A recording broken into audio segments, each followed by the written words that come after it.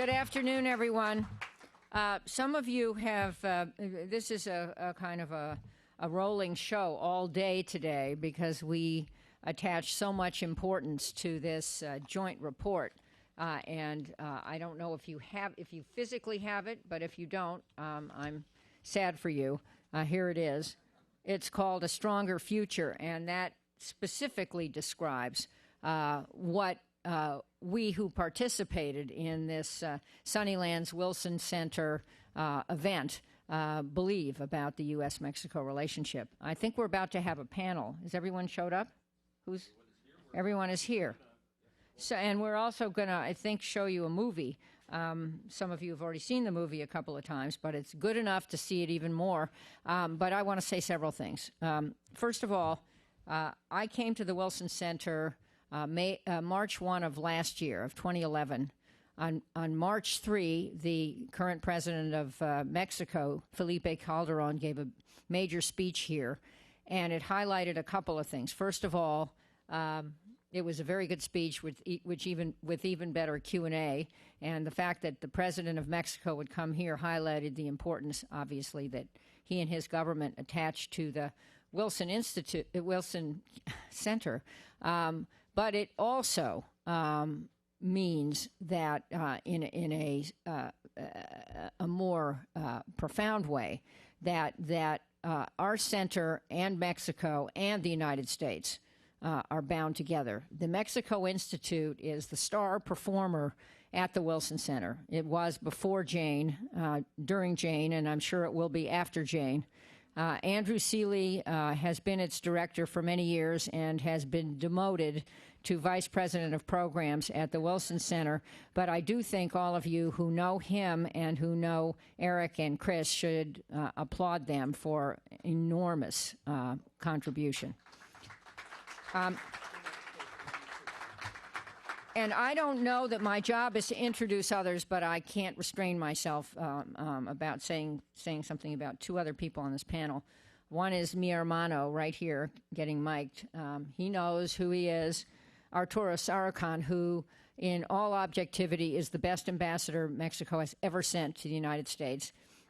And we at the Wilson Center actually don't think he's the ambassador. We think he's our employee because he spends a lot of time here, involved in a very deep way in our programs and our conversations. And Arturo, I want to thank you for years of friendship going back to my long time in Congress, but for your enormous talent and passion about what this relationship can be. And the other person I want to mention, yes.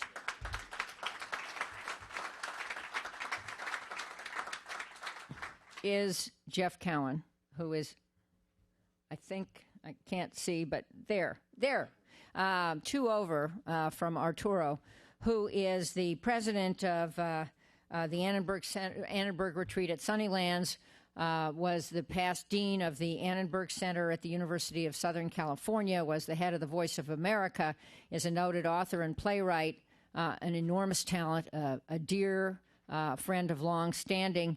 But he is the one who had the vision, I believe, in addition to the Annenberg family, of what Sunnylands could offer.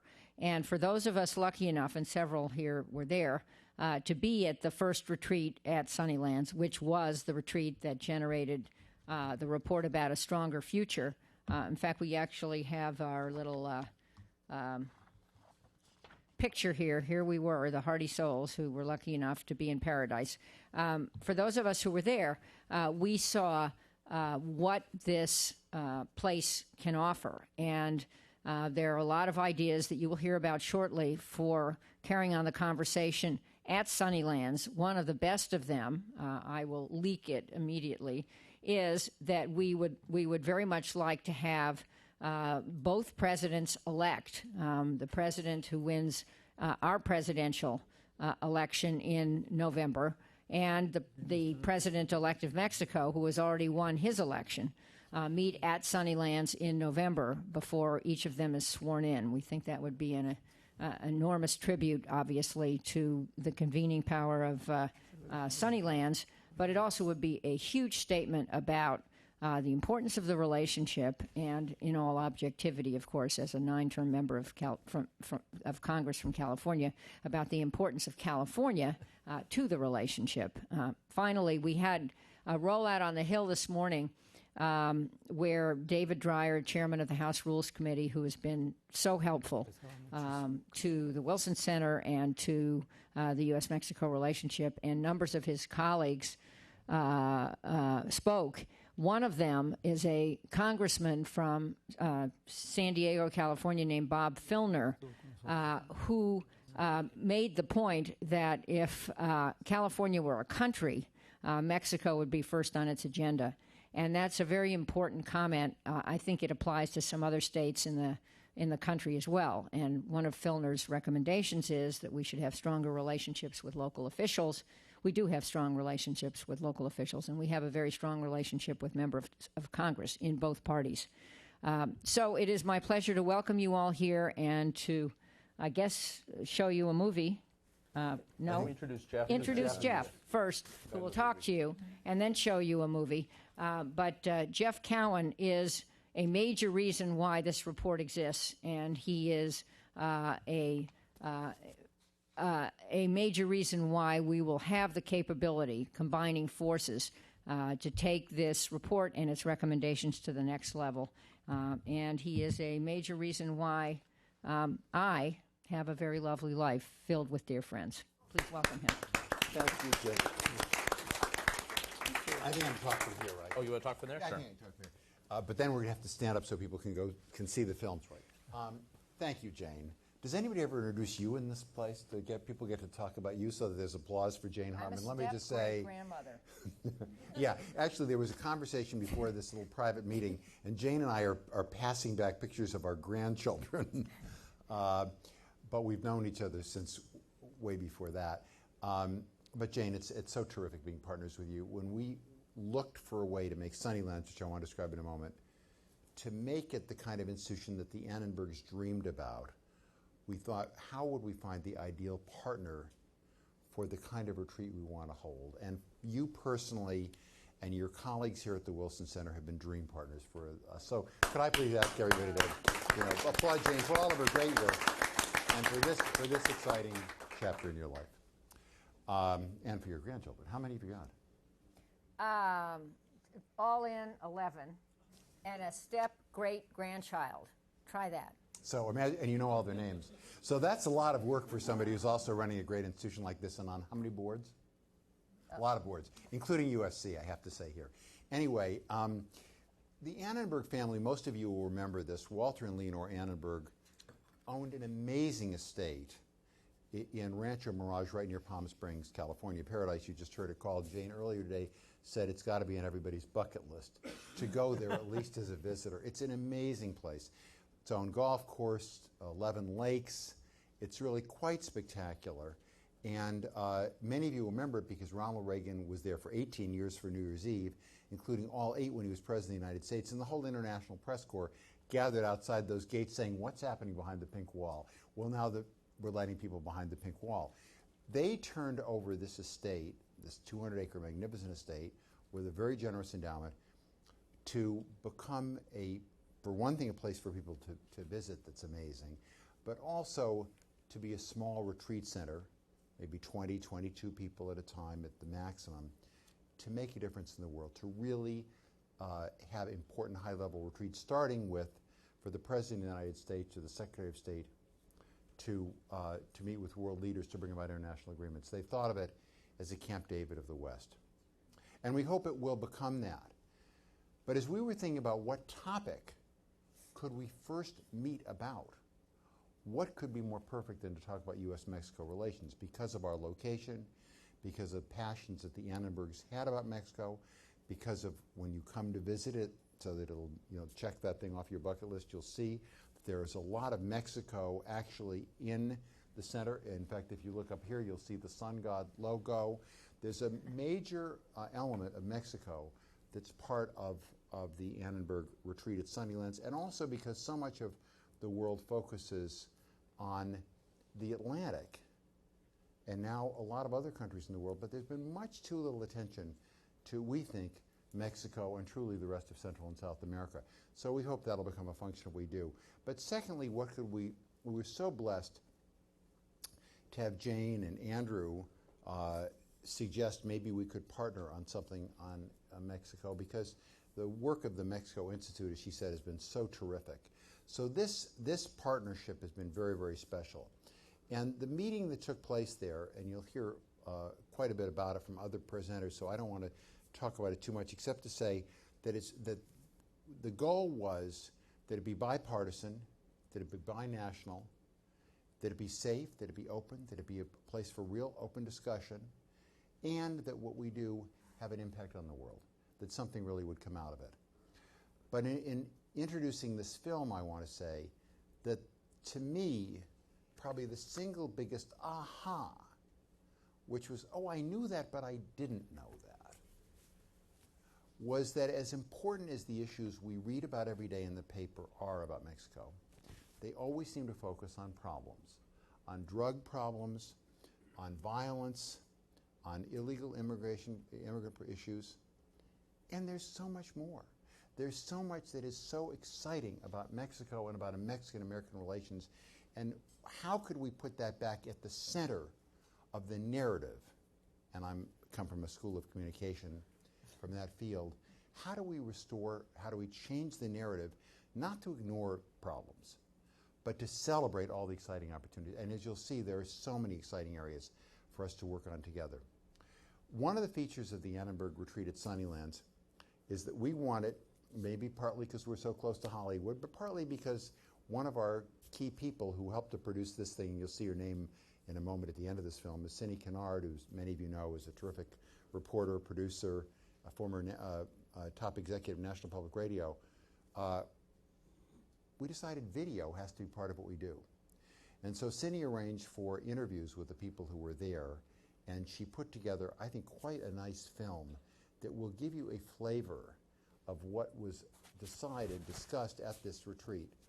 And I just want to, before introducing the film, say one more word, which is that it doesn't end here. As Jane said, this is a rollout. We were in Congress before. We're having this session. We're going to have meetings at both conventions, if any of you plan to be either at the Republican or Democratic convention.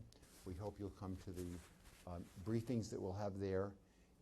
And we'll be working with both presidential campaigns in this country as well as with the newly elected president of Mexico, so that these issues, we hope, become central to the dialogue that takes place between these countries. And as Arturo may say later, a couple of things have already happened. One, which I'll let him talk about later, but one which I'll mention, is that we think that business, jobs, energy, culture are all such strong themes. And John Engler, who you'll see in the tape in a moment, head of the Business Roundtable, was there. Daniel Servides, head of Grupo Bimbo, the largest bakery in the world, was there. And they decided that the business leaders of these countries had to start working together in a bigger way, and they've already taken on that initiative. So we think that things have already come out of this retreat, and we hope a lot more will. And with that, maybe we could step off the stage so that people can see the film.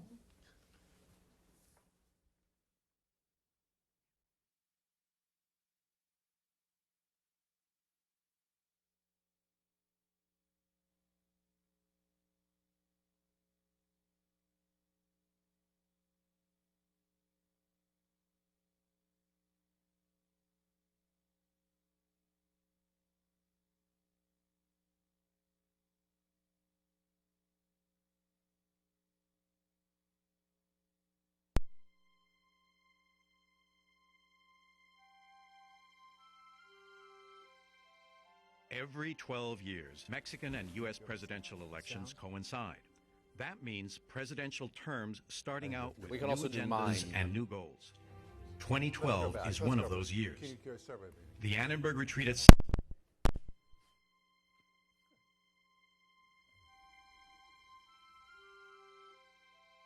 Every 12 years, Mexican and U.S. presidential elections coincide. That means presidential terms starting out with new agendas and new goals. 2012 is one of those years. The Annenberg Retreat at Sunnylands and the Woodrow Wilson Center's Mexico Institute brought together 22 experts, leading politicians, strategists, and policymakers from both sides of the border. A strategy that emerged for the incoming presidents of the United States and Mexico a binational, and for the United States, a bipartisan strategy, envisioning the future of the U.S.-Mexico relationship.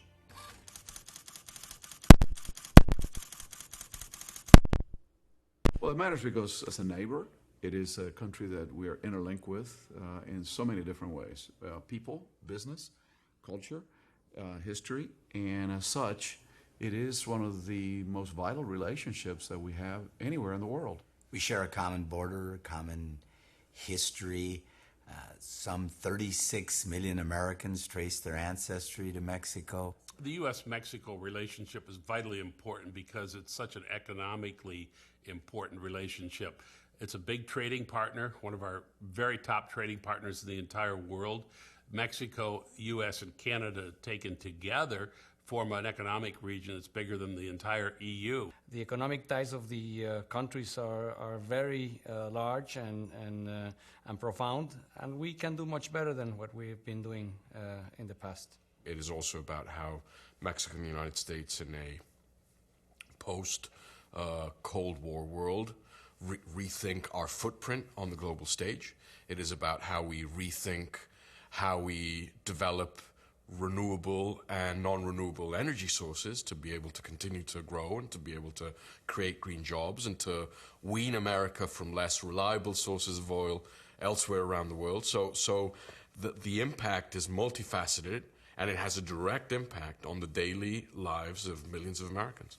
That's why the relationship is so important, and we neglect it. We forget about it. We concentrate on the Middle East, on Africa, on Asia, and we forget our own neighbor, and it makes no sense.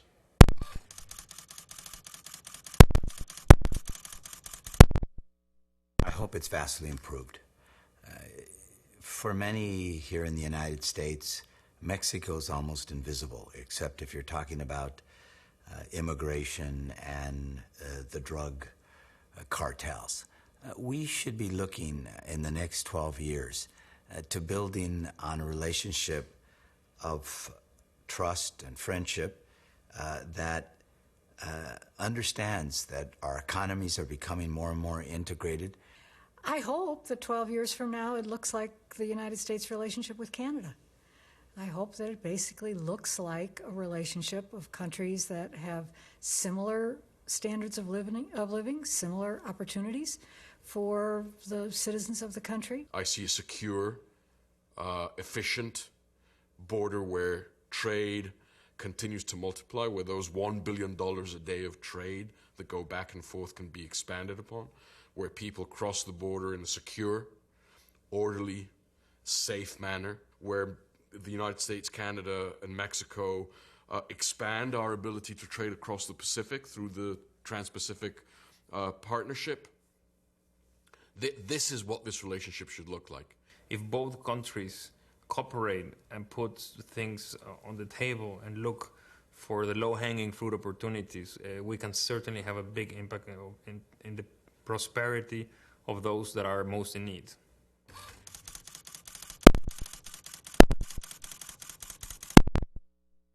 One is probably the most significant issue that will impact the future prosperity of the United States and Mexico, which is getting labor mobility, and within labor mobility, immigration right. In the area of trade, there are tremendous opportunities to overcome some of the national regulatory burdens and barriers that are there.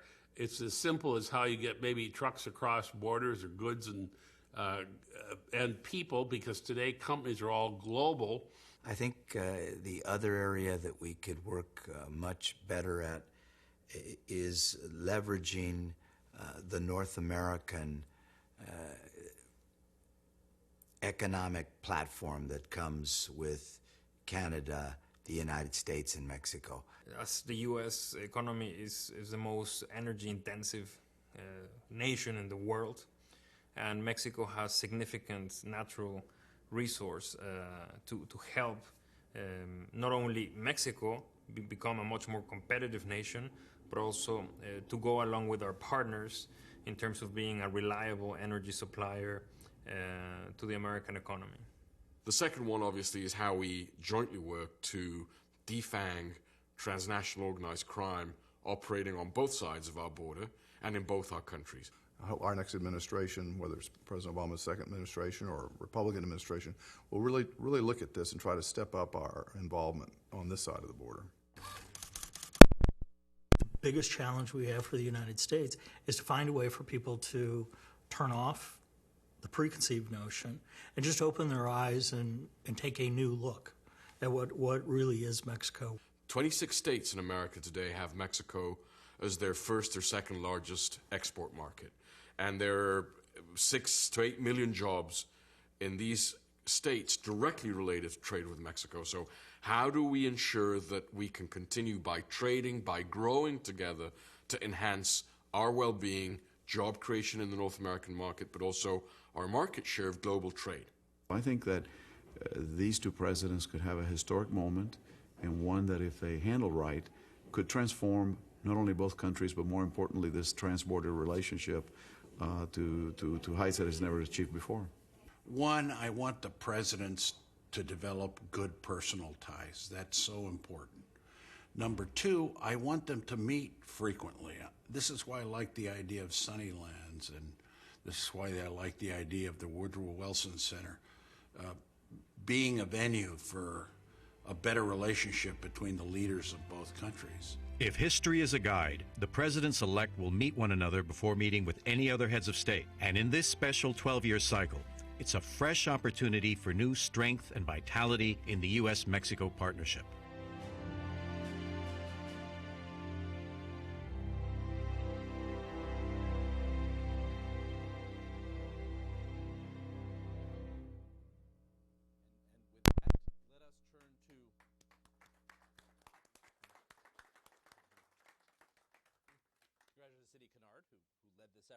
Let's turn it over to Ambassador Arturo Sarucán, who's going to offer special remarks. You want to go in straight into the panel? Why don't we straight into the panel?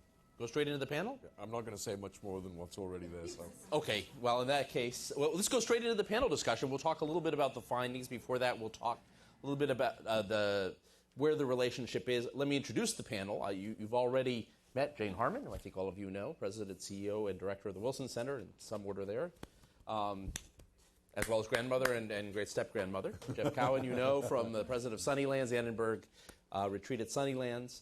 Ambassador Arturo Sarucán, I think everyone in this audience knows. A fantastic ambassador of Mexico and really outstanding representative of the government of Mexico in this country.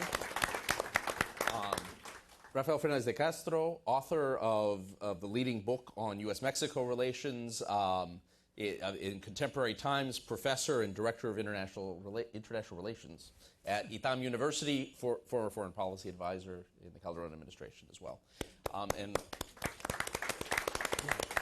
And as well, as is Ambassador Sarucán, a member of the advisory board of the Mexico Institute.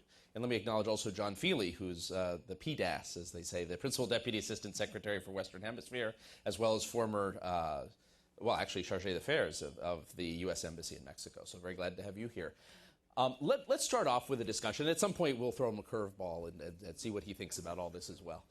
And David Shirk, good to see you, the director of the Transborder Institute and a key partner of ours, actually, working on a number of issues, particularly security. So, David, good to have you here. Let's start off with a temperature read on the relationship. Before we start talking about proposals for the future, we will get into the proposals that come out of this retreat. But where is the U.S.-Mexico relationship today? Better, worse, from 10 years ago to now? Unrecognizable? What would you say, Ambassador? I think there's a sea change that has occurred in this bilateral relationship.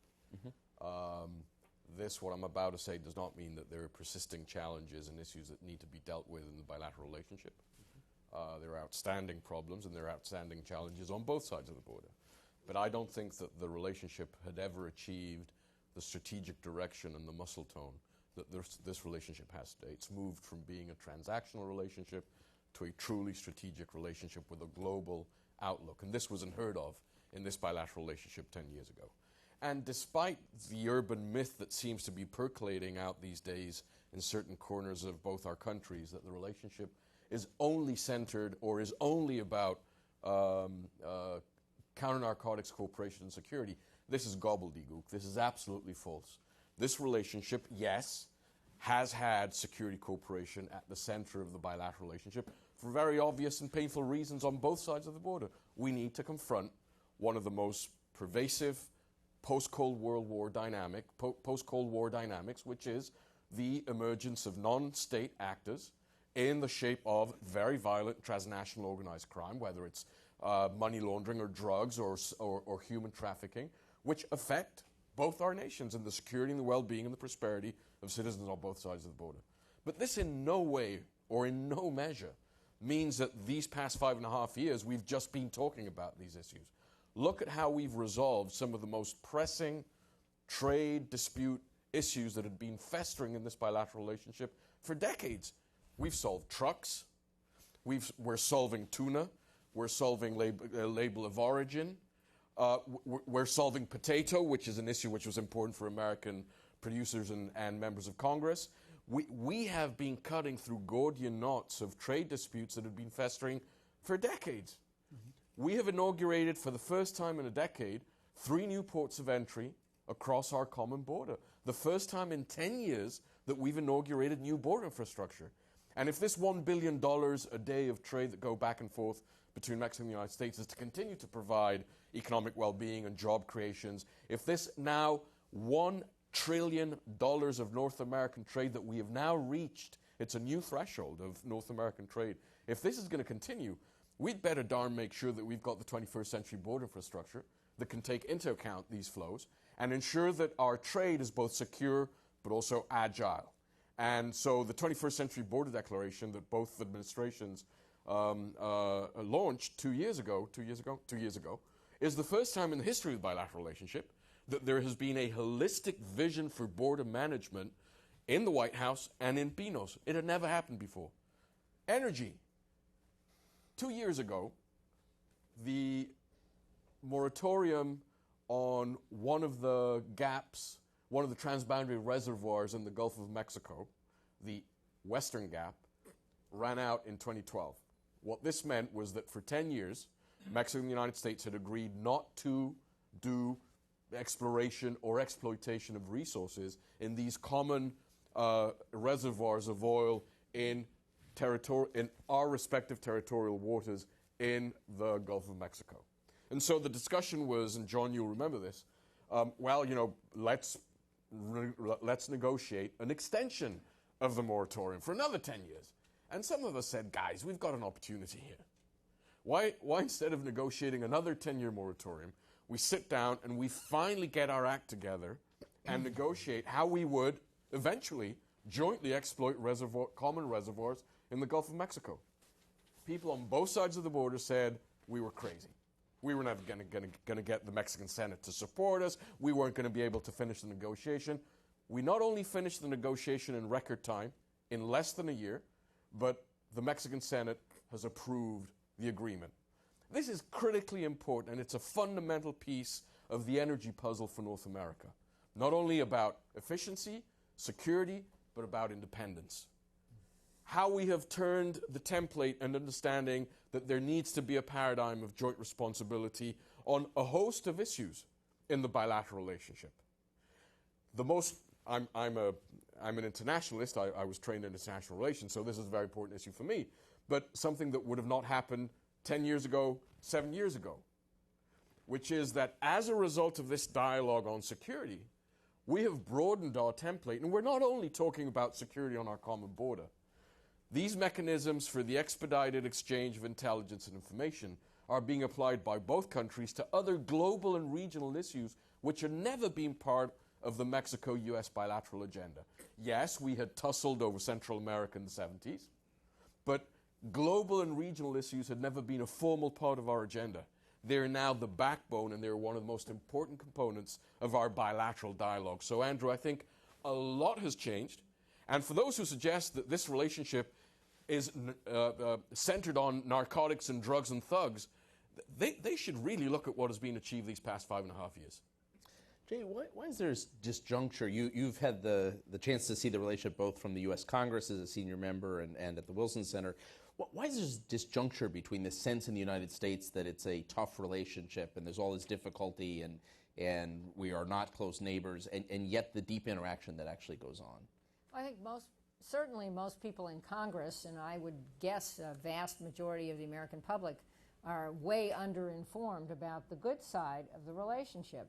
the headlines in newspapers are always about the beheaded people and some of the ugly crime-related incidents in Mexico, and that's about it. The election was reported, but I don't see much else. I mean, that's, by the way, in all objectivity, one of the great values of the Wilson Center, because we provide reports and information about what the real relationship is and about this cross-border trade where manufacturing happens on both sides of the border. It's not finished goods going to Mexico. It's goods being finished with Mexico on both sides of the border and economic prosperity for both sides. So nobody knows that story except for those who read the brilliant Wilson products and know this man. The rest of you are sitting in this room. Everyone else doesn't know this story, which is a tragedy. But there are also a couple of urban myths that are worth putting out there. One is, certainly Congress, many in Congress buy this, that we are overrun with illegal immigration from Mexico, and those people are taking all the American jobs. Some would argue there aren't any American jobs, but nonetheless, if there were any, those people would take them. Well, hello. Illegal immigration from Mexico to the U.S. is virtually zero. Did you know? Sure, the economy has had something to do with that, but so has effective border enforcement. And the Mexican economy. And the booming Mexican economy. So there is virtually no illegal immigration. I think there's still urgency to deal with the immigration issue in this country, but nonetheless, that boogeyman is not there. Second, everyone is decrying the fact that there seems to be no way out of our energy problem, and we're going to endlessly be dependent on Middle Eastern oil. I would point out that there is a huge amount of instability in the Middle East, and we have done business with some folks over decades that, looking back on it, might not have been our wisest choices.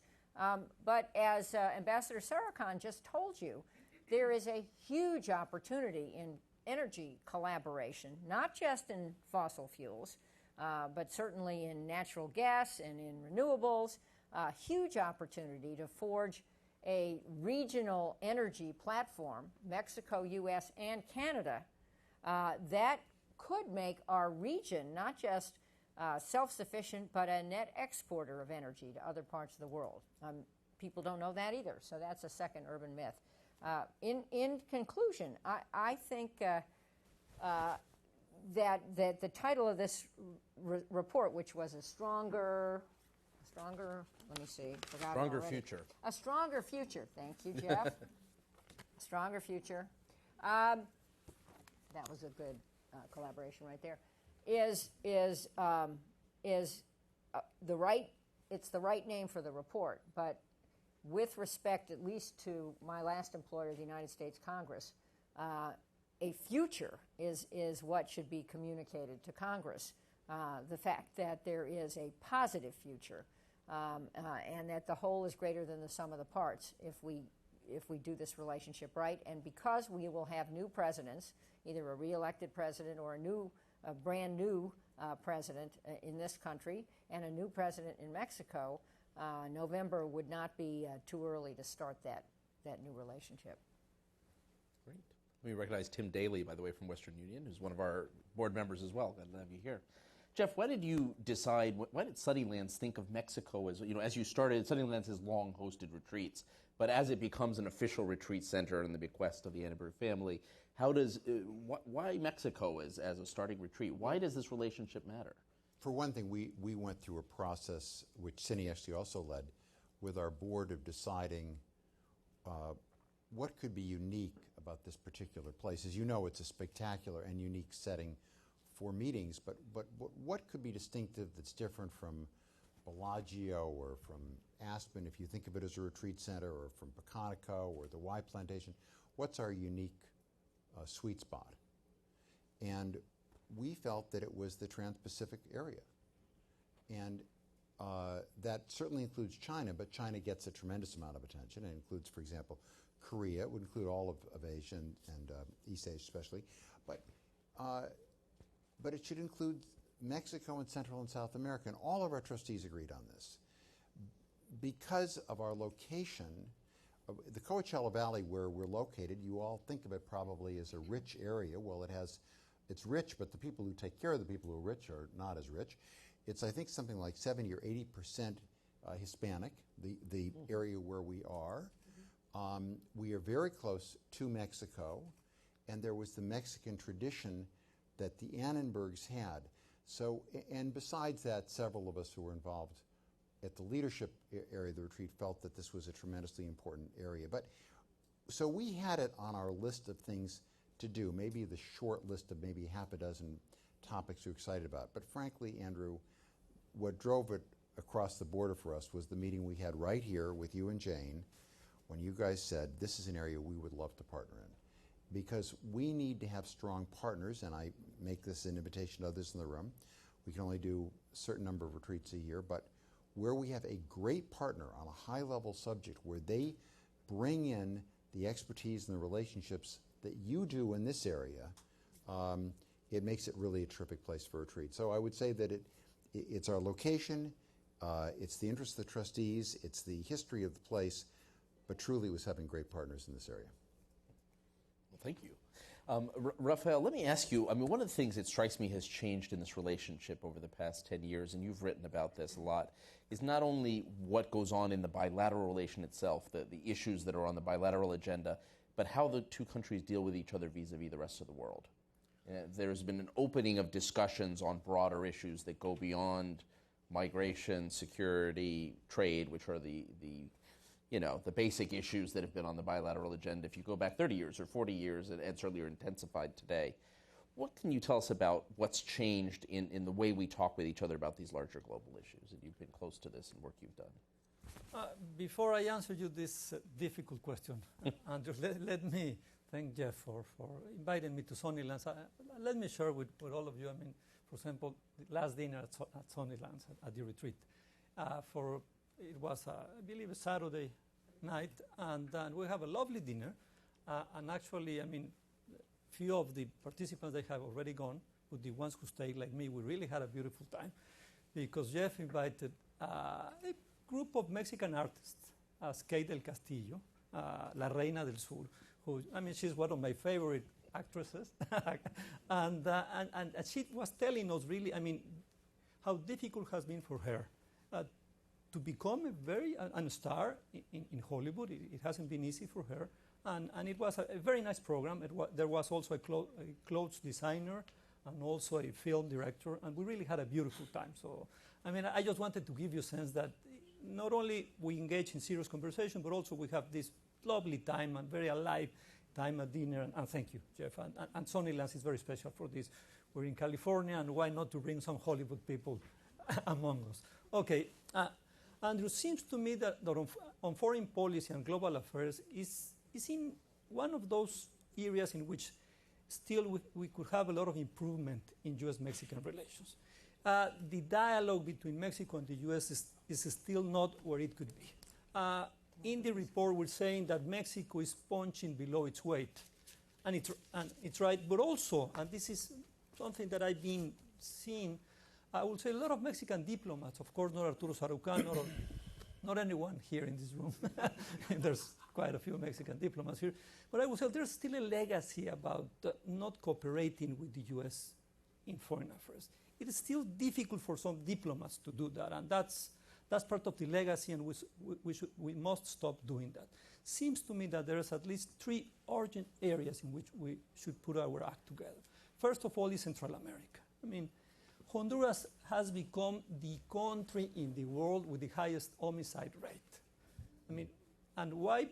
Well, Mexico is not not only Mexico is not helping, but I will say Mexico is exporting setas to Central America, and we're creating a lot of problems to Central America. El Salvador and Guatemala, now they have more casualties than during the war years of the 70s and 80s because of organized crime and because of violence and because of juvenile gangs. So, I mean, this is the time for the U.S., Canada, Colombia, to put our act together and to do something urgently in Central America. Seems to me that the new phase of the Merida Initiative has to have a Central American component. It's not that easy. It's going to be very difficult. I mean, to deal with these tiny countries that sometimes they used to get a lot of foreign aid. It's difficult, it will not be easy, but we must do it. Second, I will say, in the hemisphere, there's a lot of things for us to do together. I mean, let's face it, the Organization of American States is very weak now, the OEAS. We should try to do something there. Mexico was, one of the great, architects of the new CELAC, the new organization of Latin America without the US and Canada. But let's face it, now it is really Hugo Chavez from Venezuela. It's really the Hugo Chavez and its friends who have really tried to make of CELAC a body that it's in a way anti-American. And seems to me that is not in the convenience of Mexico, that is not in Mexico's interest. And seems to me that on that, for example, in trying to prevent the interventionist populism of Hugo Chavez, we should ally with the U.S. with no problem. And of course, when we're not in agreement with the U.S., there's a maturity in the relationship to say, on this, we're going to take different paths. Finally, it seems to me there's a very good lesson in 2009 and 2010. Mexico had a seat in the UN Security Council, and we did very good things together. In 2010, I'll tell you, Mexico was perhaps one of the key allies of the group of six that were dealing with Iran in trying to stop the enrichment of uranium. We had a lot of problems with Brazil and with Turkey, and believe me, Mexico was very much a partner with the US and with Germany. President Calderon kept on talking with Angela Merkel, with President Obama about this, and this was silent. This was beyond the radar of the media, and we did very well. So it seems to me that Mexico will gain a lot, and the US out of cooperating in global affairs, but we're still not there yet, and we have to change things in Mexico as well as in the US to do that.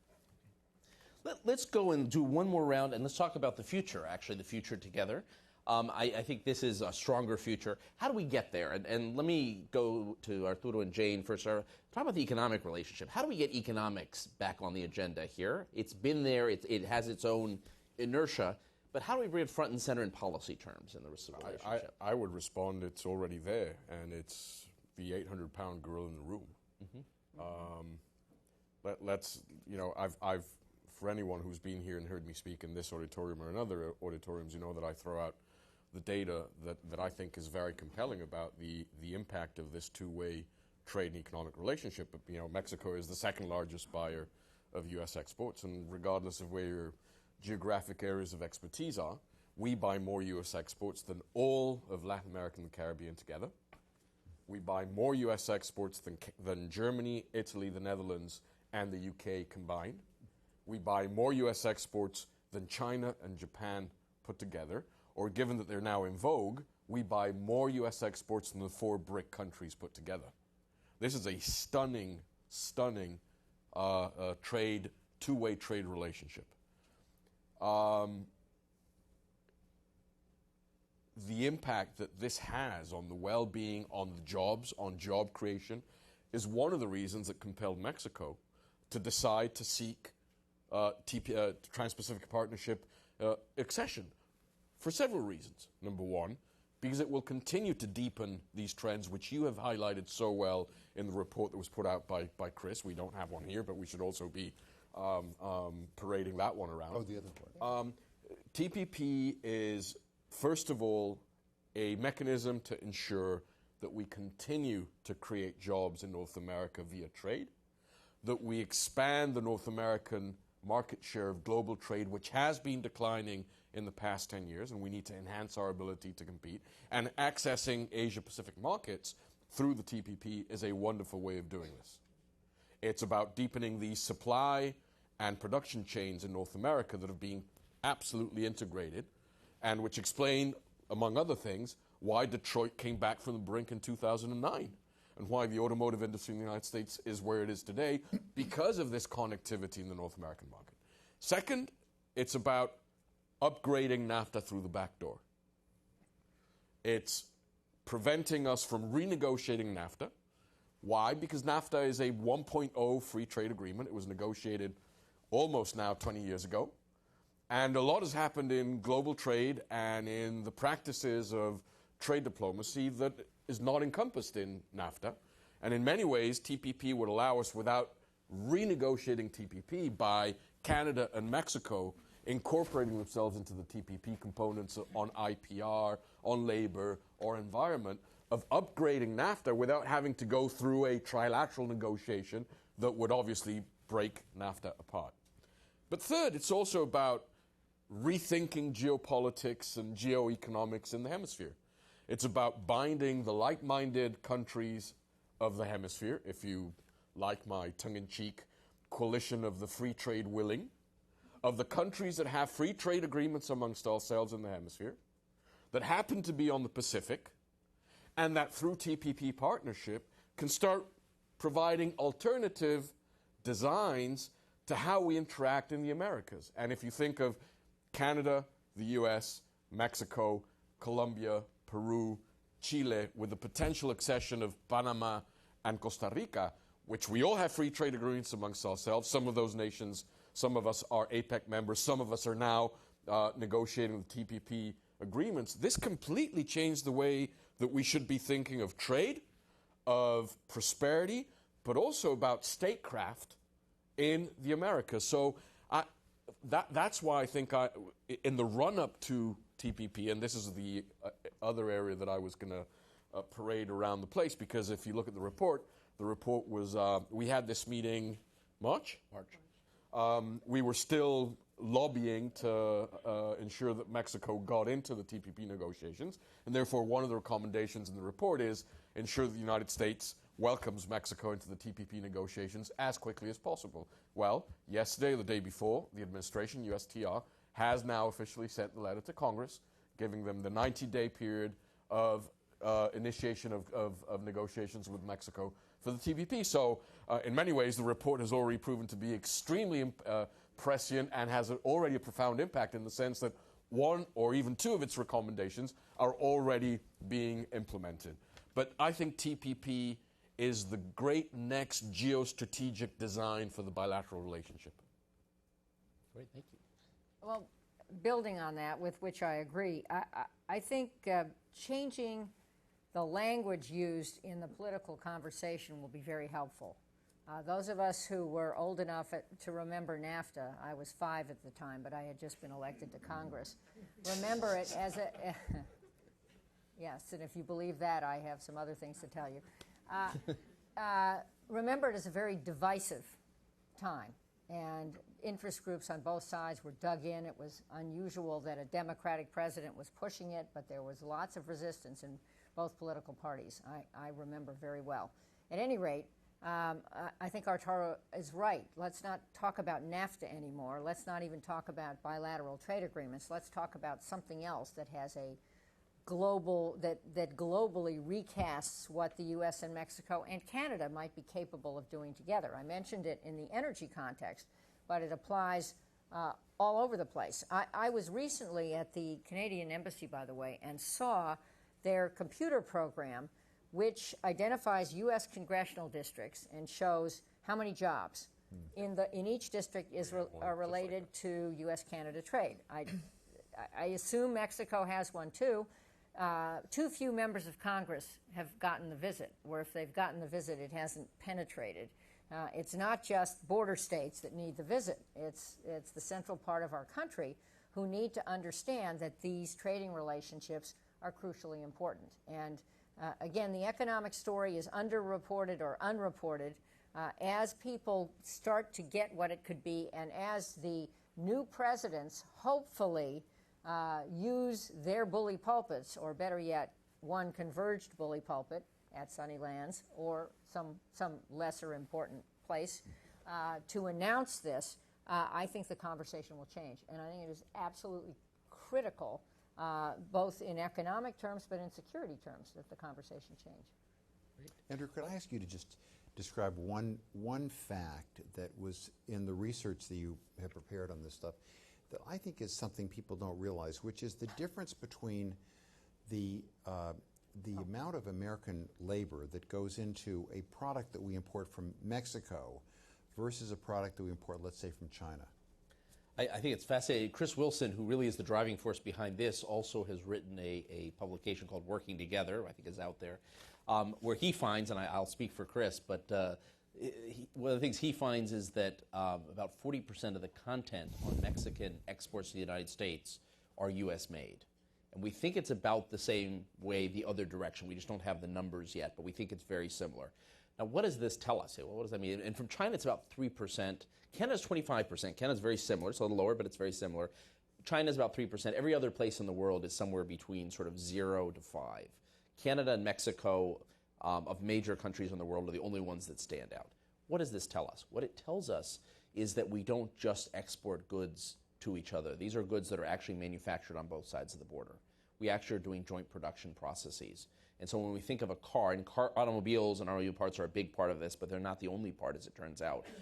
When we think of products that are made in Mexico or made in the United States, they almost always have some parts that are made on the other side of the border, or at least much of the time, 40% of the time, have some parts made in the other country. I mean, this is actually quite impressive. It tells you the depth of integration.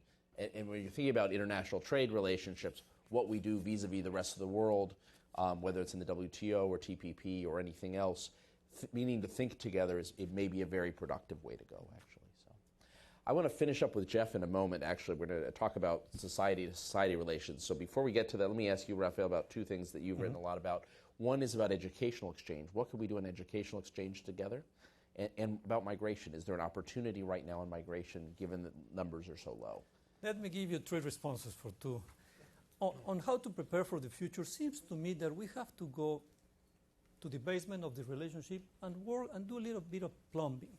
Seems to me that we need, for example, there are some mechanisms like the interparliamentary meeting that is put in the report, or the border governors conference, that they kind of weak now, and we have to strengthen in those institutions, those mechanisms. Seems to me that I mean, there's a very good dialogue at the heads of the government, but we still need these mechanisms to make sure that we're ready to confront a difficult future, because it's always difficult, always complex. And also we have to further engage people like business persons, like university presidents, and because this is not only about the federal government, but we really have to be very open to other groups, because this is a very complex and a very intense relationship. On migration, seems to me that yes, the opportunity is out there, because as Jane just said, there's zero migration now from Mexico here. But unfortunately, I mean, that zero net. Illegal. Zero net migration. Illegal immigration. There's about 140,000 Mexicans coming every year, and coming back around 160,000. I mean, there's, if not negative, there's zero migration, but it's very close. Although Mexico is still the biggest source country for legal immigration in the United States, still about a quarter of all legal immigration. And now there's a lot of, and that's why we have to work on the visa system. That will be very important. But still, we have to face that there's a lot of suffering in the migrant community out there. In the last 3 years, there's been 800,000 Mexicans being deported from inside the U.S. That's a lot of suffering, because at least 1 out of 2 Mexicans deported to Mexico, they live in a family here. So the suffering is very bad. So we must do something. And on that, seems to me that we have to be tougher with the Obama administration. We know they say they're aiming well, but they haven't done well with the migrant community. We have to get tougher. And let's face it, there's a lot of suffering there as I never seen in the last 2 or 3 decades. So we still have something there to work it out. In terms of student mobility, I mean, this is very sad. Mexico is now the number 8, the number 9 country in sending Mexican students to U.S. universities. China is number 1, with 160,000 students every year coming here. India is number 2. South Korea is number 3, with more than 70,000 students. And Mexico, in the last 10 years, has been sending between 12,000 and 14,000 students to the U.S. And the country right above Mexico is Vietnam, by the way. Yeah, and so... I mean, who would have thought, right? I mean, this is you're absolutely sending right. more students to the United States to study than Mexico next door. Then, and to get things more complicated, and this is very sad, this year Costa Rica will receive more American students than Mexico. Tiny Costa Rica. Mexico is number 9 in receiving American students because of security reasons. Now there's some improvements out there. Finally, the State Department, and thanks for this, is issuing these tourist alerts by state. It's not talking about the entire country, but they're doing it state by state. That is helping us because, yes, indeed, there's problems in Chihuahua, there's problems in Tamaulipas, there's problems in Guerrero, but not in the entire Mexican Republic. So that is helpful. But it seems to me that this is the time, Andrew, in which we really have to be very ambitious and to look into the future. And if Mexico is the 3rd largest U.S.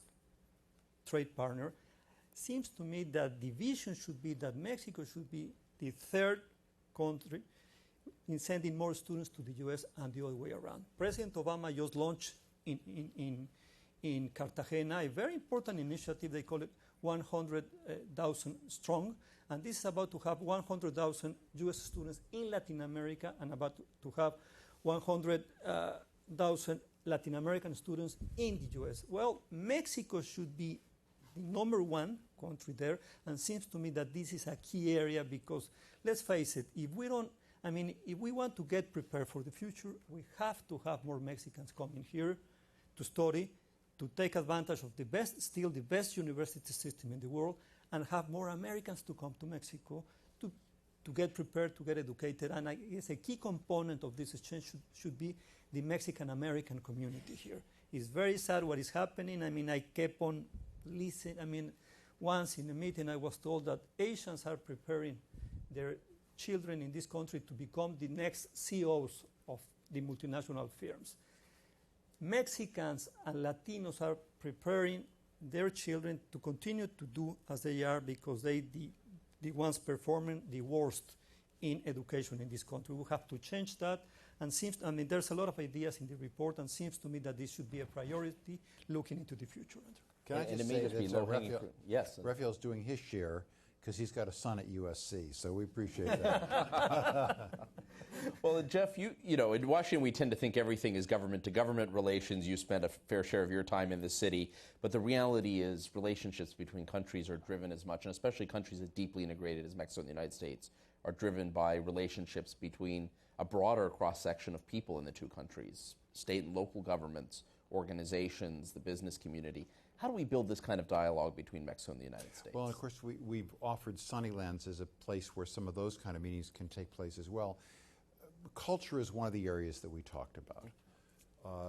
And Raphael was nice enough to mention that we had a wonderful representation of Mexican-American culture in this country. The popularity of the Spanish media is huge. I mean, the success of the telenovelas here, or of music that is both cross-border and that is Mexican music. But the same is true in Mexico of the United States music. In fact, I don't know if the Wilson Center has ever done a study, or whether you have, Arturo, of how the cultural pairings between these countries compare with cultural pairings of other countries. It'd be interesting to know, because it may be higher than other countries. Most of it is going to be informal.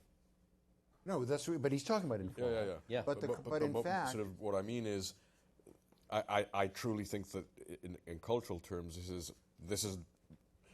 I always say that these two countries are the most important two countries on the face of the earth, one for the other. Right. But in cultural terms, how culture is being reinvented by truly trans-border communities.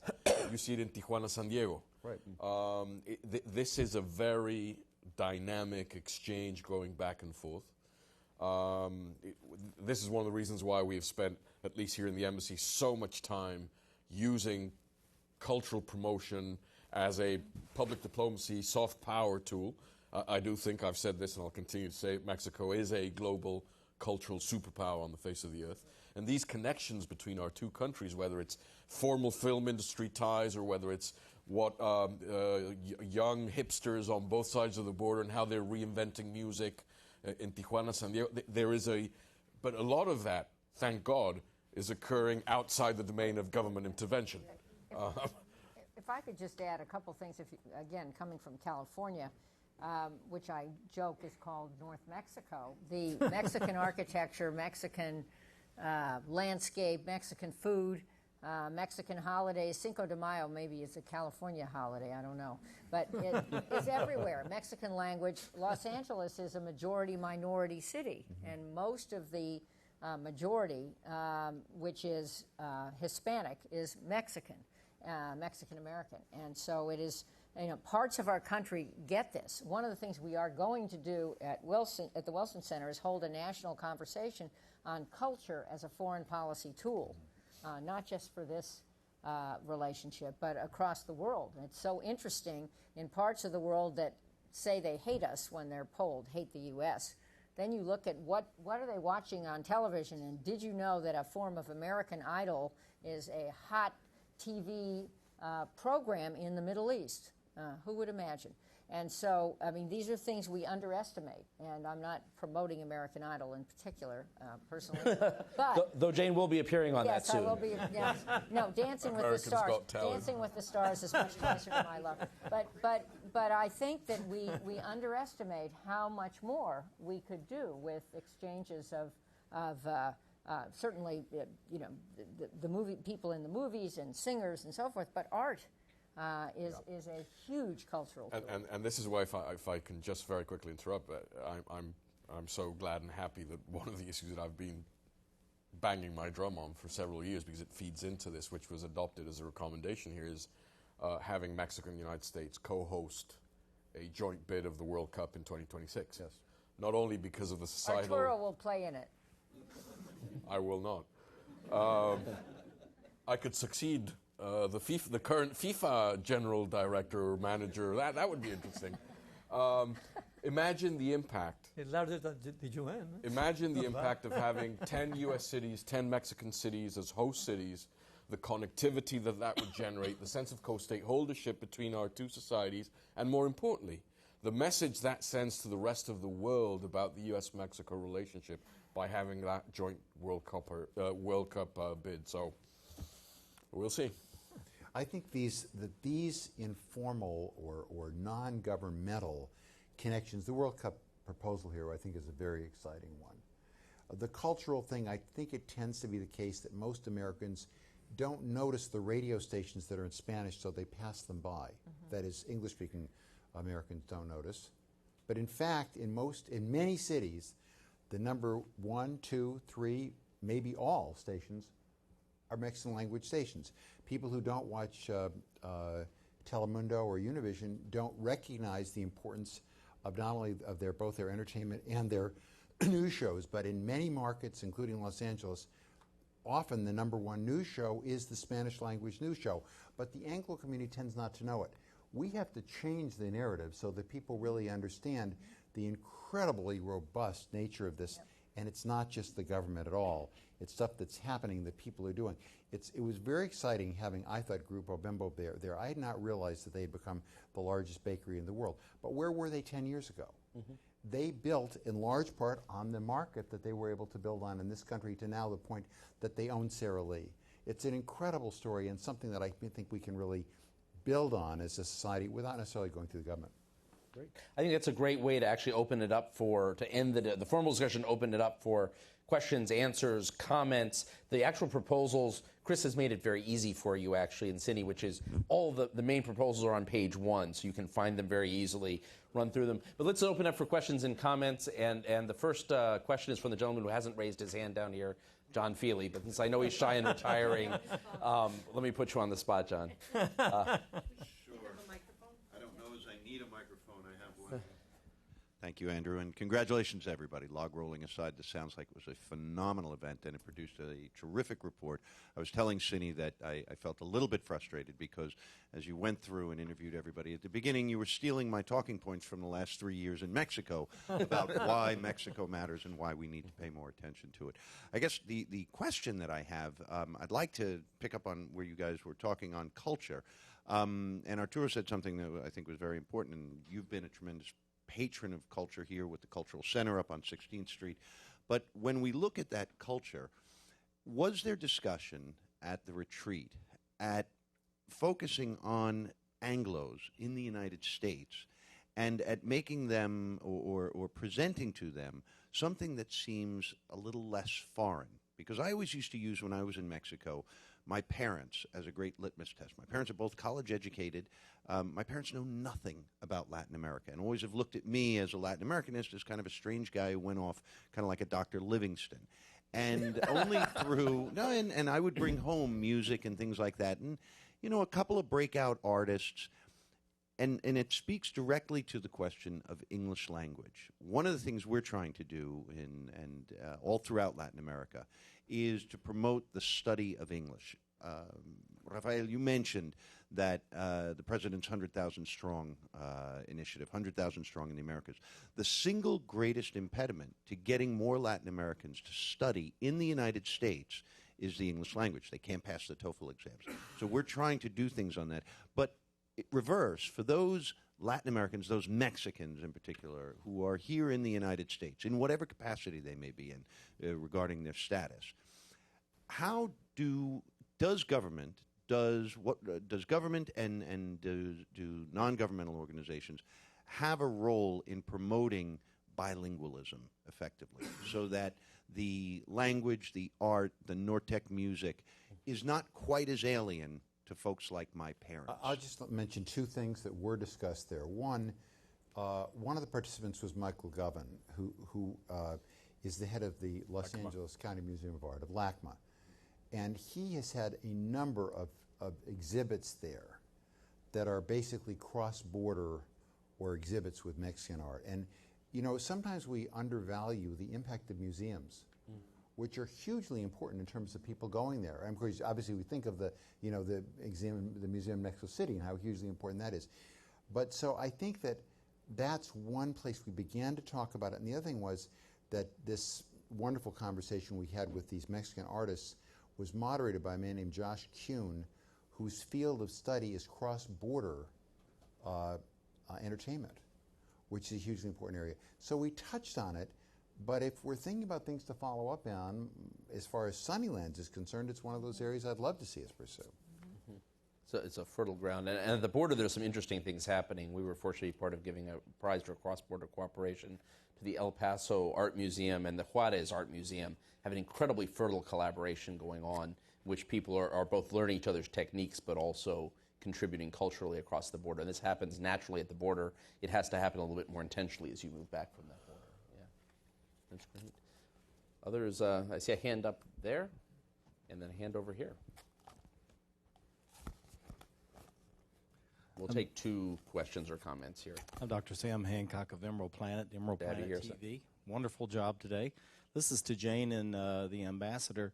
Looking at the energy cooperation on here, there was a great emphasis on the fossil fuels aspects of this, or the fossil sources of fuel, but there's one sentence that talks about wind and solar, and there's a tremendous opportunity for green jobs creation, and it goes beyond into hydrogen and low-flow hydro and all these other areas that have real potential. And with the research institutes in Monterey, Mexico City, and other places, and what's going on around the United States, there's a lot of cooperation that could occur of joint research between the universities, the research institutes, and also the creation of more renewables to, cut our dependency on fossil, which is not an affront to Mexico, but actually expands the opportunities for Mexican jobs and manufacturing. Well, so I'd just like you to comment on that, please. This point was raised earlier today, and two words that were missing is who's still here? Joe Dukert actually raised that point earlier. Yep. Yes, are sustainability and environment. And they're words that we all know about and that could have been in this report. And if it goes through new iterations, as it will, because there'll be a meeting next year, they will be in the report. But I think that this is a short report. It's focused. It is focused on the future, but it's focused on some near-term goals too. And one of the energy recommendations is that Mexico open up its energy industry, and at least in the short term, that has a focus on some of the fossil fuel resources that it has. But you are right. There are green jobs in this country, in Mexico, and on a shared basis. And certainly coming from a city that used to be extremely polluted. I get it. They're the ones, in my personal list, on my personal list, that I would favor. But I don't want to. I think if we are talking about a trading bloc in energy, we still have to include opening up Mexico's energy market, including reference to fossil fuels and gas. I would concur. I not only do I believe that for us to be able to see the recommendation of a common North American energy security, efficiency, and independence policy come true, Mexico is going to have to do some heavy lifting in and of its own in terms of revisiting that first series of reforms that President Calderon put to Congress and which were approved, and hopefully that will be one of the first deliverables I hope that we see in the next administration, because it really opens this up.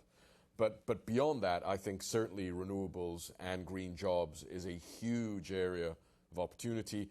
It's not a coincidence that we have some of the most aggressive investments in the hemisphere, in especially wind and solar, occurring already in Mexico.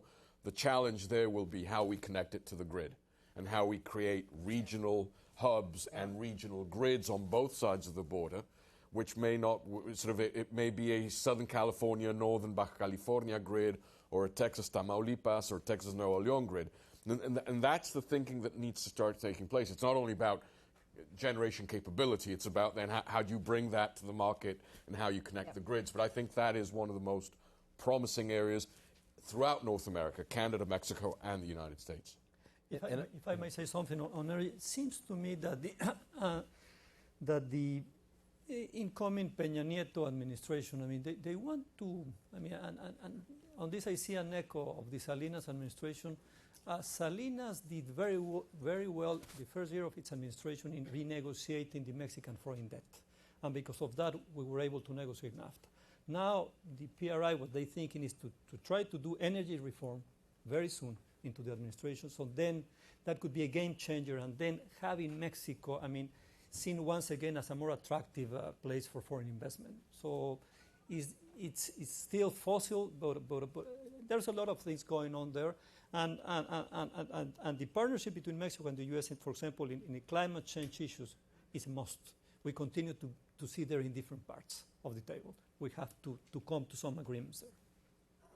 I would just add, by the way, we have a report that Duncan Wood authored and chaired looking at cooperation renewables. It's up on the web, and we can get you copies. But for any interest in that, he actually looks in great depth with some of his colleagues at the specific possibilities in different areas. But you're right, Sam, it's something that needs to be in the report in the future. Yep. There was a gentleman down here, and I think that may be our last question or comment, actually. We're getting near the witching hour here. Well, first of all, thank you, distinguished panel. This has been fascinating to hear you. My name is Jorge Sobron. I'm a Mexican student, a grad student in the University of Kansas. Thank you. Yeah, really. Thank you. If I remember well, there is roughly about over 1 million Americans residing in Mexico. More or less a year ago as well, I was reading an article by Andrés Oppenheimer. He was highlighting the importance of this initiative that Presidente Calderon and President Obama were discussing about allowing Americans to have Medicare in Mexico. He was saying that it will not only create more jobs, will inject capital, but also will increase the numbers of Americans residing in Mexico as part of this integration. Do you find this plausible? And if so, could you elaborate a bit more in the positive aspects? Well, Arturo, you've worked on this a great deal. Portability of insurance is one of the other game changers that's out there in terms of socioeconomic well-being on both sides of the border. Not only because it would ensure that those 1 million plus Americans that either live permanently in the U.S. or snowbirds spend 6 months in San Miguel or Cabo San Lucas, would not only allow them to, at a fraction of the cost, get their medical services and examinations in Mexico without having to travel back and forth, and again, at a fraction of the cost of what it is in the United States. But it would also open up the door to what I think for me, is the most challenging but most enticing of the proposal, which is how do we provide for medical insurance to the 11 million Mexicans living in the United States, 5 of which are undocumented. Not only because we provide a safety net, but we defang, we immediately destroy the arguments of those who say that these individuals cross the border because they're seeking to become free riders of education and health services, which is, again, another urban myth. But imagine if we could find ways in which, by working with insurance companies, regulators, and Congress, because this is the big and, we were able to find ways in which both countries can provide portability of insurance across the border. It's a huge, huge game changer for socio-economic well-being. It's going to be tough. The politics of healthcare in this country, I don't have to tell anyone in the city what they look like and what they're probably going to look like in the coming months. If you think trade is tough, try this. And a open discussion like this right now, feeding into the immigration debate, that's one of the reasons why, in fact, I shouldn't even be talking about it here. This is one of the reasons why I haven't been talking about it in public. But this very much represents, I will say, integration 4.0 in US-Mexico. It's about the complementarity of the two health systems in which we could do a lot. Person that I trust, he believes that if the U.S. could offer Medicare in Mexico to Americans, to expats, then perhaps the number of Americans living in Mexico, retiring in Mexico, could be about 4 to 5 million. Just imagine the political weight of those expats living in Mexico, in the U.S. I mean, that will really transform the relationship, and there's a huge opportunity out there.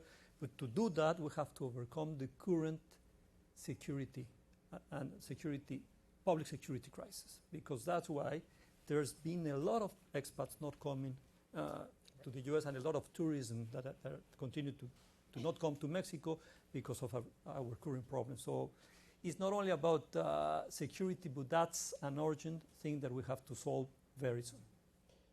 We've been working on a report with Sidney Weintraub at CSIS on this, and I say it's a great question. I mean, one of the other side effects, if we ever could make this happen, is the spillover effects in the Mexican healthcare system as well, right? I mean, the fact that you could bring in, right now, U.S. expats who have Medicare or have private insurance for the most part, go back to the United States to get their main medical care, right? Or if they need, I actually know someone who had cancer, had to go back to the United States, live with her son to get medical attention for 4 months and then come back, or 6 months or whatever, and came back to Mexico again. So there's no spillover effects in the Mexican healthcare system, but there could be enormous spillover effects that you can devise ways that would actually help Mexicans of all social classes. The big impediment on Medicare is it does need legislation. And I think what you're going to see most likely happening is that private healthcare companies are going to drive this first. Private healthcare companies are going to start covering treatment in Mexico for Americans, and that will be the demonstration effect because it's cheaper, right? For them, it's going to be net savings. It'll be driven by economics. I've got someone who wants to be insured, and it's going to start with Mexican Americans probably. It's going to start with people who they say we're not afraid to go to Monterrey or to go to Aguascalientes and get healthcare treatment because they speak the language. That'll be the first thing. It'll move from there to retirees, and eventually you'll see sort of a demonstration effect to Medicare. But it's likely to take some time and probably go that direction. But it's a great idea. So I think with this, we've kind of reached the end of this, but look at the recommendations. There are a number of other we didn't talk at all about security today, which is actually fun in a U.S.-Mexico discussion. Not that it's not important. It simply is we know what needs to happen there. That's the one I think we've all worked on the most. We wanted to get some of these other issues out there and really put the accent on some of the possibilities, some of which can happen now and some of which perhaps need to develop a little bit more of the relationship between our two countries. But thank you so much for Jeff Cowan and all his team at Sunnylands and the Ambassador Rafael and, of course, Jane.